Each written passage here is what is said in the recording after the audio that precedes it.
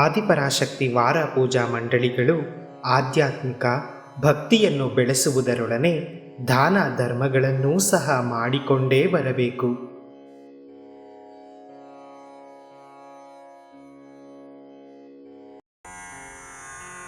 ಓಂ ಶಕ್ತಿ.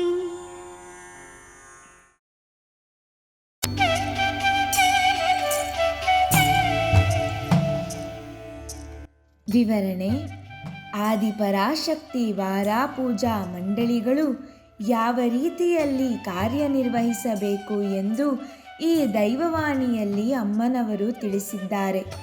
ಮಂಡಳಿಗಳ ಪ್ರಮುಖ ಧ್ಯೇಯವು ಆಧ್ಯಾತ್ಮಿಕವನ್ನು, ಭಕ್ತಿಯನ್ನು ಜನರ ನಡುವೆ ಬೆಳೆಸುವುದೇ ಆಗಿರಬೇಕು.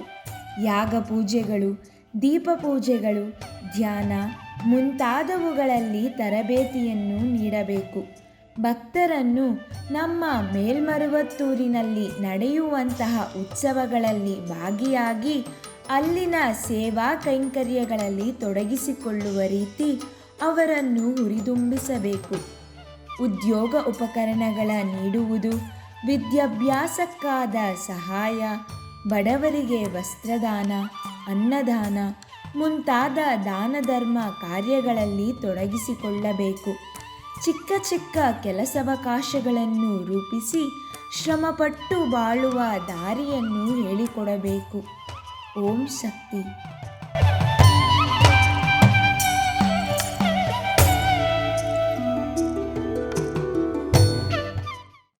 ಅಮ್ಮನ ನೆನೆ ಮನವೇ ಮೇಲ್ಮರವೂರಮ್ಮನ ನೆನೆ ಮನವೇ